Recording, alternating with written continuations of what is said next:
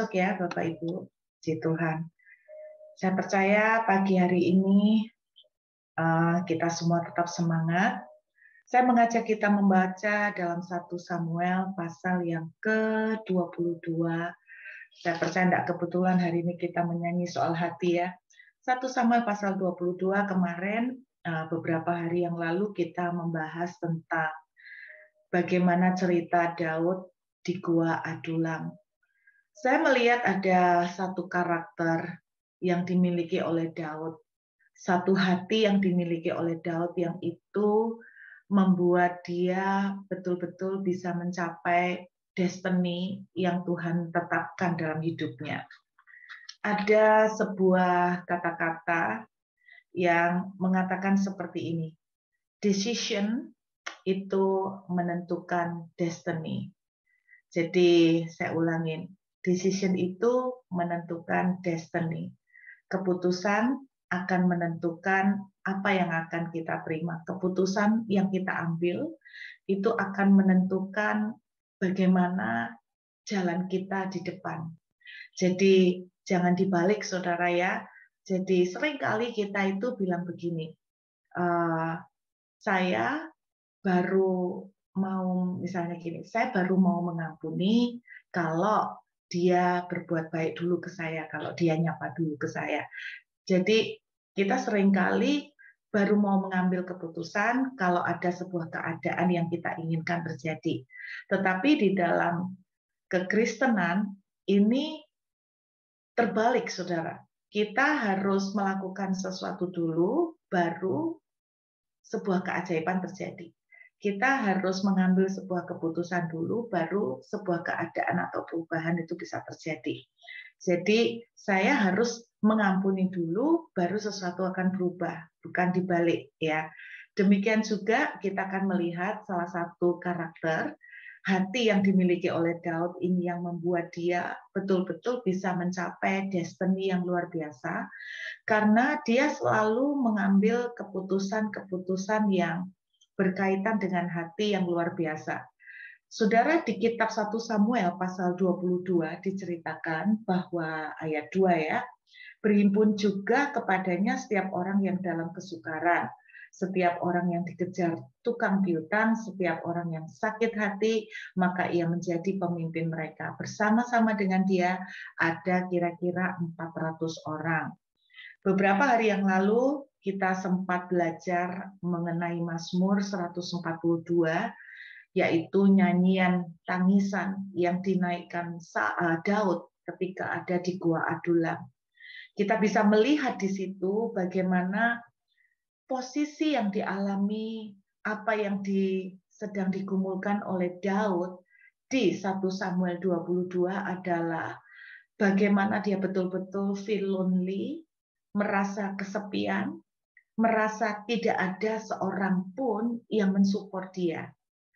Kadang-kadang kita bisa terjadi, sekeliling kita banyak orang, tapi kita merasa sendiri. Itu yang dialami oleh Daud. Dia merasa tidak ada yang menolong dia merasa tidak ada yang berpihak kepadanya. Semua orang yang hadir dalam hidupnya, dalam tanda kutip, cuman minta dilayanin. Semua orang yang hadir dalam hidupnya cuma minta bantuan sama Daud.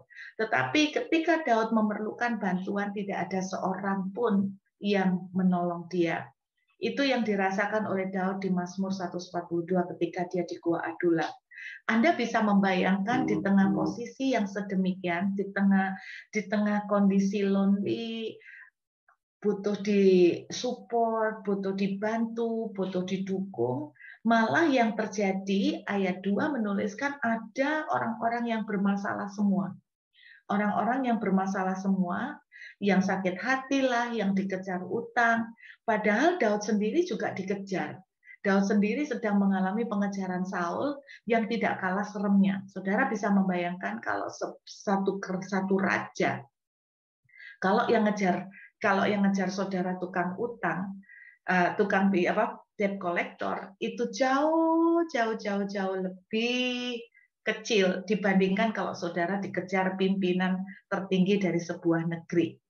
Bayangkan kalau seorang raja mengejar saudara, Itu yang dialami oleh Daud. Daud sendiri punya masalah yang sangat besar. Anda bisa membayangkan 400 orang yang dikejar-kejar utang, dikejar istrinya mungkin, sakit hati, dikejar banyak masalah karena dia baru mencuri, dikejar polisi, baru membunuh, jadi dia buronan. Anda bisa bayangkan Daud bukan sekedar buronan polisi, tapi Daud buronan dari satu negara. Nah, dia sendiri ada di dalam posisi tertekan dan jauh lebih berat apa yang dialami dibandingkan 400 orang. Tetapi yang saya kagum, Alkitab menuliskan dia menjadi pemimpin mereka. Nah, saudara, saya percaya selama masa di Gua Adulam, kenapa Daud itu sampai memimpin mereka? Karena orang-orang ini melihat sebuah karisma yang dimiliki oleh Daud. Dan saya percaya bukan hanya karisma, tapi kemampuan yang dimiliki oleh Daud. Jadi selama masa-masa di Gua Adulam, apa yang dilakukan oleh Daud adalah di tengah dia sendiri punya masalah, di tengah dia sendiri punya beban yang besar, yang luar biasa, dia masih melayani 400 orang. Dia masih membimbing 400 orang. Dia masih meladeni mereka. Dia masih mendedikasikan hidupnya untuk melayani mereka. Bahkan Alkitab menuliskan yang luar biasa di ayat yang keempat, saudara pernah baca itu. Lalu diantarkannyalah mereka kepada raja negeri Moab, dan mereka tinggal bersama dengan dia selama Daud ada di gubuk gunung. Bahkan di tengah Daud itu sedang di pengejaran Saul yang mengerikan, sampai dia ketakutan.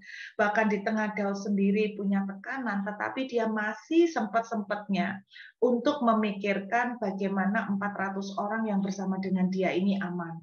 Bagaimana dia masih bisa memikirkan 400 orang ini tetap ada di dalam kondisi yang baik. Anda bayangkan dia sendiri sedang tidak aman, tapi dia memastikan 400 orang ini aman. Dia sendiri dengan pengejaran, tetapi dia memastikan dia mau mencarikan rumah untuk 400 orang ini, saudara. Ini loh salah satu sifat Daud yang saya katakan yang betul-betul membuat Daud itu mengalami destiny yang luar biasa. Di tengah dia sendiri punya masalah, tapi dia masih melayani orang lain. Di tengah dia sendiri punya tekanan, tapi dia masih bisa menabur kebaikan bagi orang lain. Saya kasih lihat, dan ini merupakan habitnya Daud rupanya. Dalam 1 Samuel pasal 30, kita lihat peristiwa yang lain, saudara. 1 Samuel pasal yang ke-30. 1 Samuel pasal yang ke-30, ayat yang ke-6. Kita tahu ada sebuah cerita bahwa Daud akhirnya tinggal di tengah orang Filistin, lalu dia tinggal dikasih oleh Raja Filistin, yaitu satu kota yang namanya Siklak. Disitulah Daud bersama pengikut-pengikutnya, bersama dengan istri dan anak-anak mereka tinggal bersama. Lalu di ayat 6 dituliskan, ketika Daud itu pulang dari membantu orang Filistin, ketika dia pulang balik ke Siklak, Siklak ternyata sudah terbakar habis, jadi dibakar habis. Oke. Kemudian kita lihat ayat yang ke-6. Dan Daud sangat terjepit karena rakyat mengatakan tidak melempari dia dengan batu. Seluruh rakyat itu telah pedih masing-masing karena anaknya laki-laki dan perempuan. Tetapi Daud menguatkan kepercayaannya kepada Tuhan. Saudara perhatikan, 400 orang termasuk di dalamnya, dan ini sudah bertambah menjadi 600 orang. Adalah orang-orang yang tadinya datang meminta suaka kepada Daud. Adalah orang-orang yang tadinya bukan Daud yang minta, tapi mereka yang minta tolong sama Daud. Adalah orang-orang yang meminta perlindungan di bawah Daud. Adalah orang-orang yang banyak di-training sama Daud. Adalah orang-orang yang Daud juga ikut care dengan mereka. Bagaimana Daud itu ikut peduli dengan kenyamanan dan keamanan mereka. Orang-orang yang sama yang sudah dibaiki oleh Daud. Bukan Daud yang mendatangi mereka, mereka yang datengin Daud. Perhatikan, ketika terjadi peristiwa Siklak, orang-orang yang sama ini, yang dibantu Daud banyak, mau melempari Daud dengan batu. Perhatikan. Kalau saya jadi Daud, saudara, saya akan teriak dan saya akan marah, saya akan balik melawan mereka. Kalau saya jadi Daud, saya tidak akan takut kalau saya jadi Daud. Karena saya bukan Daud, ya saya takut saudara yang ngadepin 600 orang.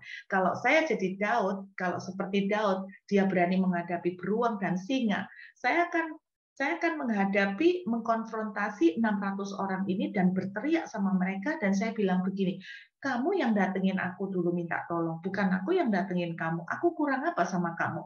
Dan sekarang kamu enak-enaknya mau lempari aku dengan batu. Lah, aku lempari batu ke siapa? Kamu pikir cuma istri kamu yang diculik? Kamu pikir cuma anak-anak kamu yang diculik? Istri sama anakku juga ikut diculik. Kita sama-sama susah. Kamu pikir cuma barang-barangmu yang dirampok, barang-barangku juga ikut dirampok. Kok enak-enaknya kamu tinggal nyalain aku? Kok enak-enaknya kamu tinggal mau menuding aku?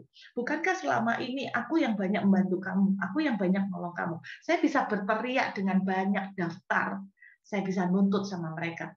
Tetapi saudara perhatikan, yang luar biasa dari Daud ketika dia mau dilempari, belum sampai dilempari, mau dilempari dengan batu, saya percaya dia tidak banyak berdebat, dia lari ke kemahnya, dia berteriak, dia menangis, sampai karena Alkitab itu mengatakan dia menguatkan hatinya kepada Tuhan. Saya percaya itu caranya dia teriak, dia histeris, dan kemudian dia menangis ke hadapan Tuhan. Itu yang dilakukan oleh Daud.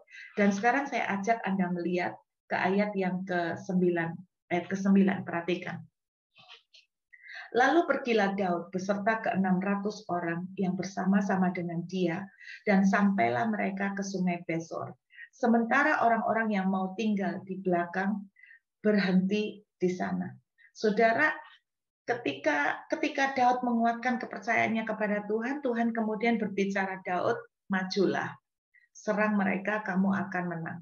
Aku akan menyerahkan orang Amalek itu ke dalam tanganmu. Saudara, kalau saya jadi Daud, saya bisa aja begitu marah dengan 600 orang ini. Dan saya tidak akan mendatangi mereka untuk mengemis-ngemis karena mereka yang dulu mendatangin saya. Saya akan dengan keberanian sendiri, saya akan menghadapi orang Amalek. Saya akan selamatkan istri dan anak-anak. Tidak istri dan anak-anak yang lain. Dalam hati saya akan berkata, biar rasain kamu. Dulu aku yang bantu kamu benar-benar tidak tahu terima kasih. Saya akan memenangkan cuma istri dan anak-anak saya. Istri dan anak-anakmu urusan sendiri. Mungkin itu ya, banyak yang terjadi dalam pikiran saya. Karena jengkel gitu loh Bapak Ibu. Merasa bahwa kok benar-benar orang-orang ini nggak tahu terima kasih gitu ya kan. Itu yang saya akan lakukan. Tetapi Anda lihat, Daud bisa mengajak 600 orang bersama dengan dia, kan berarti dia melobi. Dia datang ke mereka, dia menenangkan mereka, dia menguatkan hati mereka. Dia sendiri sedang susah, tapi dia menguatkan mereka. Bayangin, dia lagi susah, tapi dia berusaha untuk menguatkan mereka. Saya percaya ketika dia datengin gini, ayolah, kalian jangan emosi dulu. Kita ini sama-sama susah, bukan istri sama anak-anak kalian aja. Istriku dan anak-anakku juga ikut jadi korban. Ayo, kalau kalian emosi seperti ini, kita tidak akan mengubah keadaan. Ayo bangkit toh. Ayo kita maju, kita serang mereka. Tuhan sudah bicara, Tuhan akan menyerahkan orang Amalek ke kita. Jadi Daud itu menenangkan mereka. Bayangkan, dia sendiri butuh untuk disupport, tapi dia yang balik menyupport, dia balik menenangkan mereka. Ini loh karakter Daud. Ini sifat Daud yang luar biasa. Saudara, bukan cuma ini sebetulnya. Yuk kita lihat lagi, lebih jauh lagi. Kita lihat ayat 26. Oh, belum. Kita lihat ayat yang ke-22 dan 23. Anda bisa lihat ini loh, attitude-nya Daud. Kemudian mulailah berbicara semua orang jahat dan orang dursila di antara orang-orang yang ikut bersama dengan Daud. Katanya, ini loh orang-orang yang ikut dengan Daud.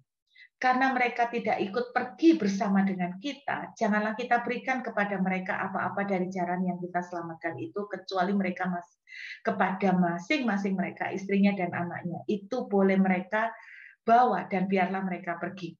Nah, saudara, ini loh yang tadi saya bilang, sifat yang kebanyakan kita akan tunjukkan kalau kita di posisi Daud adalah ayat 22. Ayat 22 ini sebetulnya banyak dari kita yang punya sifat seperti ini. Orang bilang itu apa? Hitung-hitungan. Ya, hitung-hitungan. Jadi mereka bilang gini, ngapain yang nggak ikut perang, yang cuma jaga rumah, kita harus bagiin jarahan, kita yang pergi perang. Sudah kita balikin aja ke mereka, istri sama anak-anak mereka sudah harusnya mereka ban-ban kamsyah.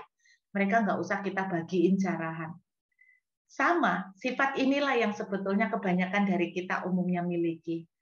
Pada waktu mereka berbicara seperti itu, di antara 600 orang itu ada yang bicara seperti itu beberapa. Ayat 23, perhatikan ayat 23. Ini loh wataknya Daud. Tetapi Daud berkata, janganlah kamu saudara-saudaraku berbuat demikian. Dengan apa yang diberikan Tuhan kepada kita, sebab Ia telah melindungi kita dan menyerahkan ke dalam tangan kita gerombolan yang menyerang kita. Jadi, saudara bayangkan ayat 24, siapa yang mau mendengarkan kamu dalam perkara ini? Sebab bagian orang yang tinggal dekat barang-barang adalah sama seperti bagian orang yang pergi berperang. Itu akan dibagi sama-sama. Inilah karakter seorang leader yang luar biasa ya. Jadi saudara enggak usah kayak gitu, kata Daud. Biar mereka juga dapat jarahan, kita bagi sama-sama. Walaupun mereka enggak ikut perang. Tapi orang-orang Dursila itu mereka bilang, ngapain mereka enggak perang, enak-enak ongkang-ongkang kaki di rumah kita yang mempertaruhkan nyawa, kok jaranya dibagi. Mereka seharusnya udah dikembaliin istri sama anaknya, udah terima kasih gitu. Tapi ini lihat karakter Daud. Ini yang saya sebut karakter apa?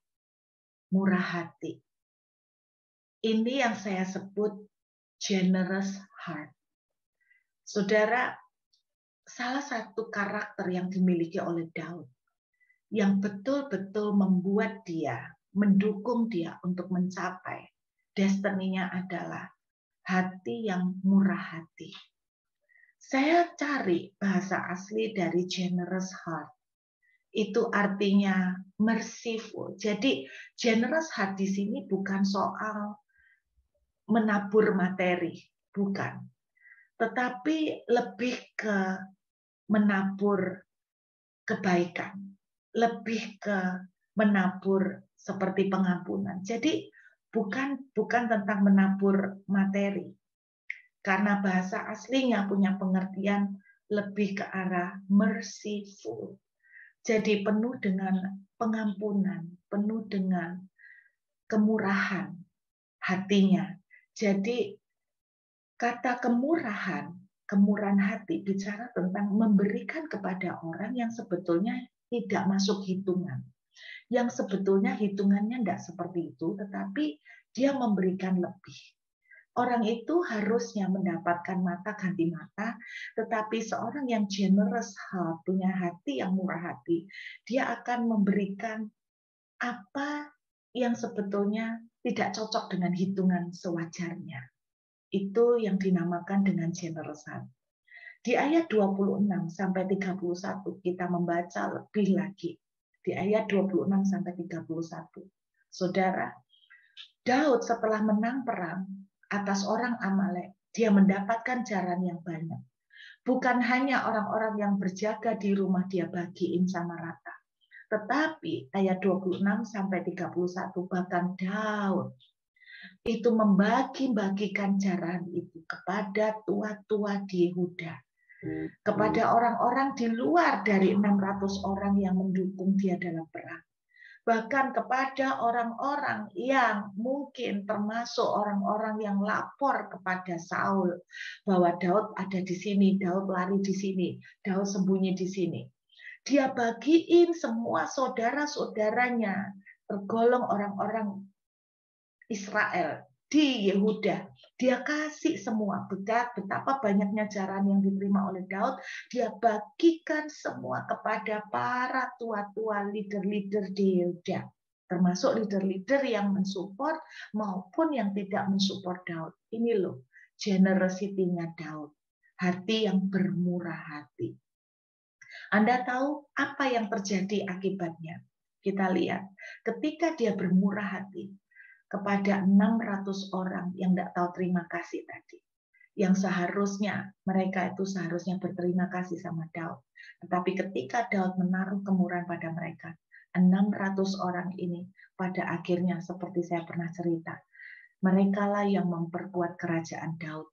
Karena 600 orang ini menjadi tentara-tentara Daud yang sangat hebat. Ketika Daud memberikan pemberian-pemberian kepada tua-tua di Yehuda, termasuk tua-tua yang tadinya tidak mensupport Daud, termasuk tua-tua yang tadinya ngelaporin kepada Saul di mana Daud sembunyi. Saudara, ketika Daud membagikan kepada mereka kebaikan seperti ini, tua-tua inilah yang kalau saudara baca di dalam kitab 2 Samuel pasal yang kelima, 2 Samuel pasal yang kelima, kita tidak usah baca, saudara. Dalam 2 Samuel pasal yang kelima, termasuk tua-tua di Yehuda inilah yang mensupport Daud untuk menjadi raja. Yang akhirnya janji Tuhan mengenai Daud akan menjadi raja, menggantikan Saul, itu digenapi. 600 orang yang mensupport ini, orang-orang yang tua-tua di Yehuda, adalah orang-orang yang tadinya dalam tanda kutip sebetulnya secara hitungan tidak layak dikasih kebaikan lebih. Tetapi kepada mereka lah Daud menabur kebaikan lebih. Ini yang membuat Daud akhirnya itu bisa menjadi sampai penggenapan janji Tuhan terjadi. Itu justru melalui orang-orang yang dalam tanda kutip, orang-orang yang menyakiti Daud, orang-orang yang sempat jahat dengan Daud. Tetapi Daud tetap menabur kebaikan, menabur pengampunan, menabur kasih buat mereka. Saudara, saya percaya inilah juga yang membuat Tuhan itu bermurah hati kepada Daud. Matius pasal 5 menuliskan, Matius pasal 5, kemarin Pak Doni berbicara tentang sabda bahagia, khotbah bahagia. Di dalam Matius pasal 5 ayat yang ke-7, saudara, berbicara tentang bermurah hati. Matius pasal 5, berbahagialah. Salah satu kunci untuk bisa bahagia adalah kalau kita tuh punya hati yang penuh dengan kemurahan. Berbahagialah orang yang merciful, yang penuh dengan pengampunan, gak hitung-hitungan. Oh, lu dulu kurang ajar sama aku gini, awas lu ya. Oh, lu dulu kurang baik sama aku, jadi aku kasih segini aja. Ini sudah ciamik ya, harusnya lu ban-ban kamis ya. Jangan minta lebih ya, dikasih hati, merogoh rempelo kata orang Jawa. Nah, saudara, ini sifat Daud yang luar biasa. Saya percaya ini juga yang membuat Tuhan mengampuni Daud. Kenapa saya pikir begitu? Karena gini, 2 kali Saul itu, Daud itu punya kesempatan untuk bunuh Saul. Daud minimal punya kesempatan untuk lukain Saul. Tetapi Daud tidak melakukannya 2 kali. Daud bermurah hati. Wis biarin dah, cincailah. Dia giniin gue, ya udahlah biarin dah, cincailah. Ketika Daud melakukan itu kepada Saul, saudara, saya percaya itu yang membuat Tuhan bermurah hati sama Daud. Coba Anda bayangkan, dosa Daud dibandingkan dosa Saul, secara hitungan manusia, gedean Daud. Nyuri istrinya orang. Terus suaminya Batseba, dia bunuh. Apa itu tidak lebih jahat? Terus pakai pura-pura lagi menyembunyikan di depan orang. Itu lebih jahat loh. Dosanya Saul apa sih kalau menurut saya? Dia melangkahi tugasnya Samuel. Melangkahi tugasnya Samuel. Tapi sebetulnya dia melangkahi ya karena Samuel itu terlambat.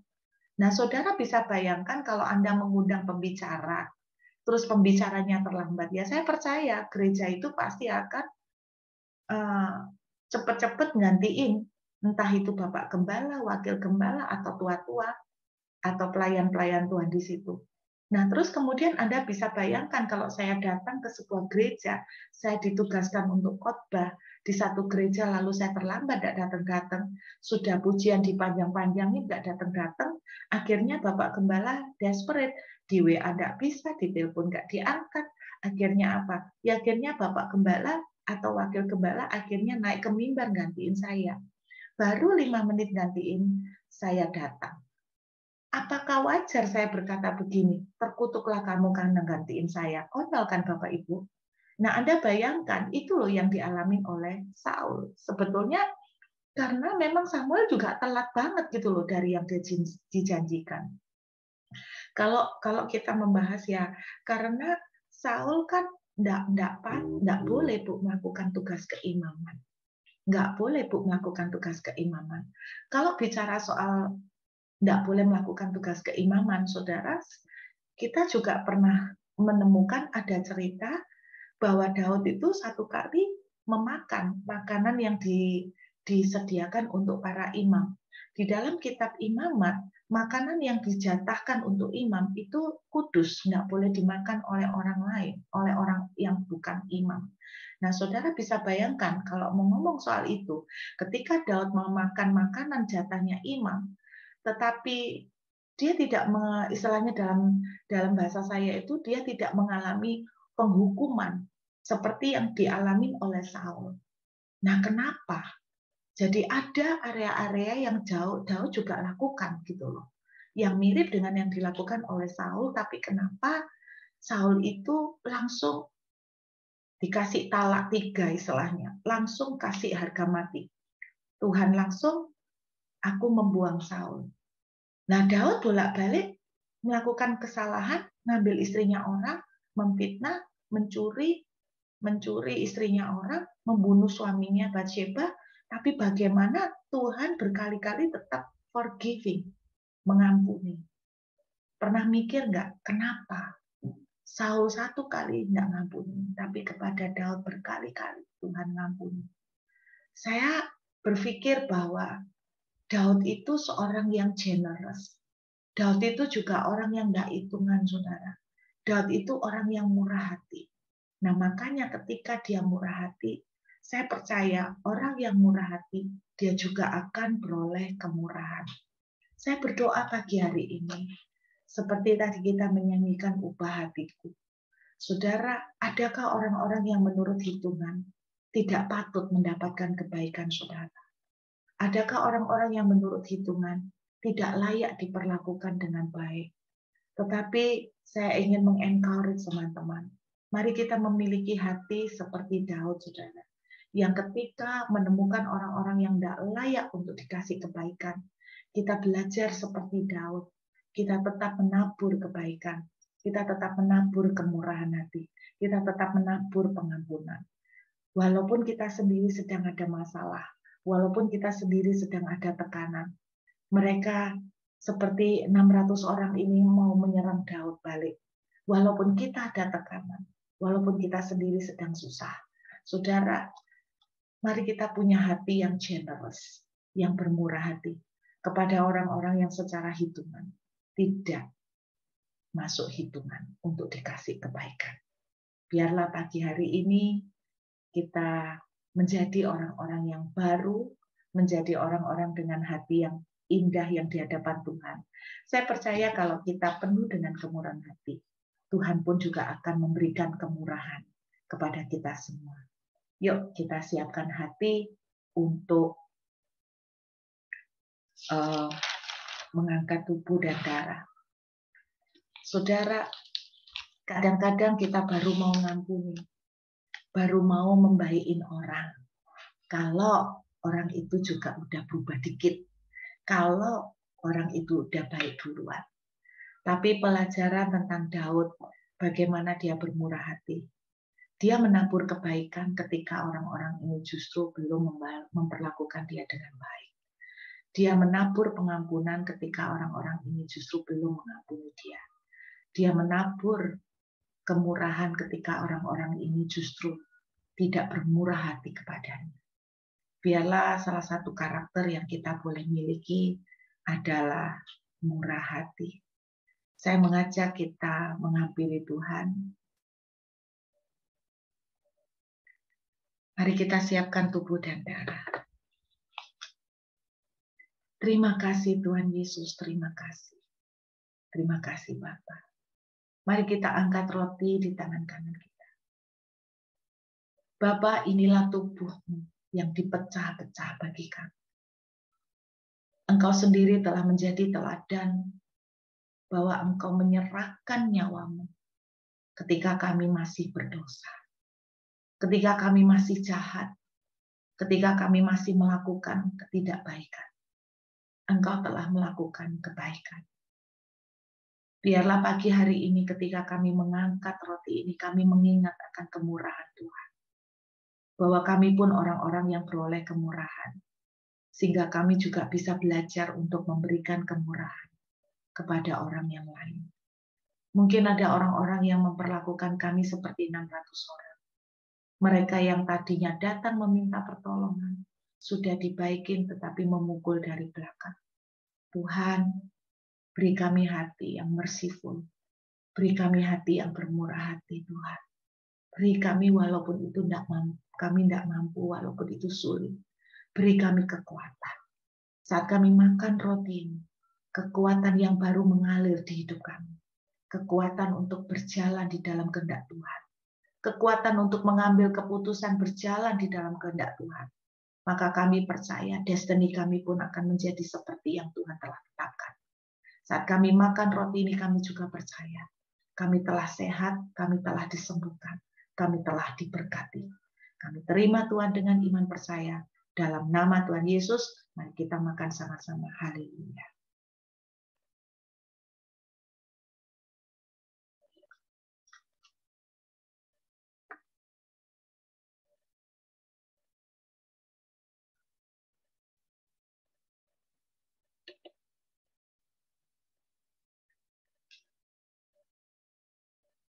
Mari kita angkat anggur di tangan kanan kita.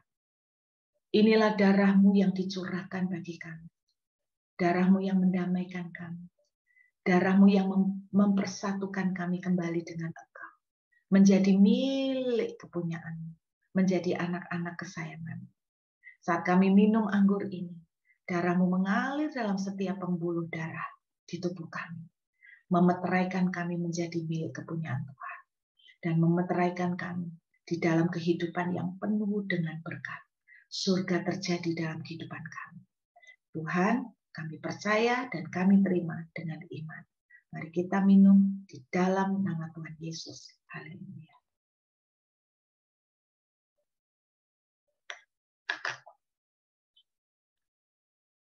Terima kasih Tuhan. Kami bersyukur buat kebaikan-Mu. Biar kami menjadi orang-orang yang semakin hari semakin menyenangkan hati-Mu. Terpujilah nama-Mu Tuhan dalam nama Yesus. Amin.